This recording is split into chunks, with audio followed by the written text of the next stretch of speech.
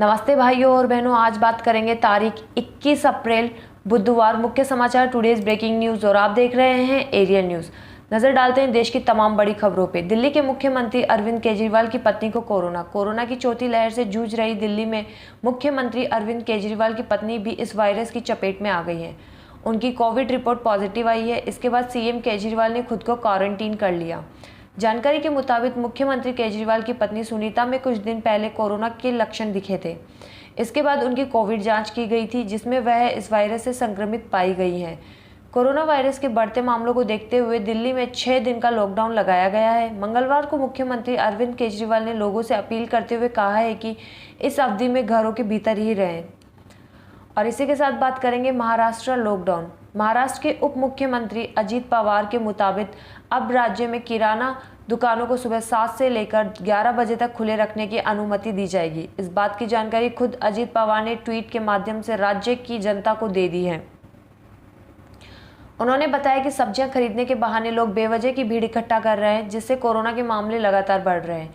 अब राज्य में किराना और अन्य दुकानें सिर्फ सुबह 7 बजे से लेकर 11 बजे तक यानी सिर्फ 4 घंटे के लिए ही खुली रहेंगी।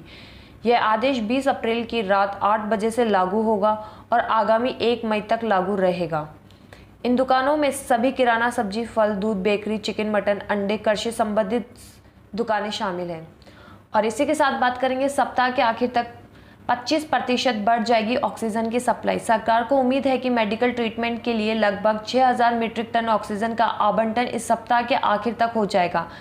6000 मीट्रिक टन ऑक्सीजन दैनिक उत्पादन का लगभग 75% है और ऑक्सीजन के मौजूदा आवंटन से करीब 25% ज़्यादा है। देश में ऑक्सीजन का उत्पादन दैनिक क्षमता के लगभग 110% पर पहुंच चुका है। 9 सेगमेंट के लिए ऑक्सीजन की सप्लाई पर प्रतिबंध लगाने के सरकार के फैसले के साथ साथ cylinder suppliers, farm sector, steel plants और ऑयल रिफाइनरी कोविड के बढ़ते मामलों के कारण ऑक्सीजन की मांग में आए उछाल को पूरा करने में महत्वपूर्ण भूमिका निभाएंगे। और इसी के साथ बात करेंगे weekend lockdown in UP. Uttar Pradesh में कोरोना महामारी की रोकथाम के लिए योगी आदित्यनाथ सरकार ने मंगलवार को वीकेंड लॉकडाउन का ऐलान किया है। इससे पहले योगी सरकार ने एक दिन यानी कि रविवार को लॉकडाउन का ऐलान किया था, लेकिन मंगलवार को इससे शनिवार को भी शामिल कर लिया गया है। अब पूरे देश में शनिवार और रविवार दोनों दिन तालाबंदी रहेगी। वहीं इलाहाबाद हाई कोर्ट के 5 शहरों में लॉकडाउन के फैसले को सुप्रीम कोर्ट ने मंगलवार को खारिज कर दिया है। और इसी के साथ बात करेंगे खुलते ही फुल हो गए डीआरडीओ का कोविड हॉस्पिटल। डीआरडीओ ने एक बार फिर से अपना एक विशेष कोविड हॉस्पिटल तैयार कर सोमवार सुबह जब उसे मरीजों की भर्ती के लिए शुरू किया तो चंद घंटों के अंदर ही सारे बेड फुल हो गए। यहाँ पर बेड मिलने की उम्मीद लगाए बैठे कई लोगों को निराशा हाथ लगी। डीआरडीओ ने कुछ हेल्पलाइन नंबर भी जारी किए थे, लेकिन इन नंबर्स पर इतनी बड़ी तादाद में कॉल्स आने लगी कि हेल्पलाइन ही ठप हो गई। कुछ लोगों की कॉल्स जब लगी भी तो घंटियां बजती रही, पर किसी ने कॉल पिक नहीं की।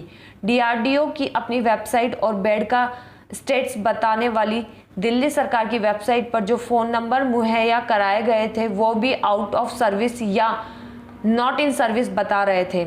इस वजह से लोग और ज़्यादा परेशान हो रहे थे। और इसी के साथ रोज़ की बड़ी खबरें जानने के लिए इस वीडियो को लाइक और सब्सक्राइब जरूर करें।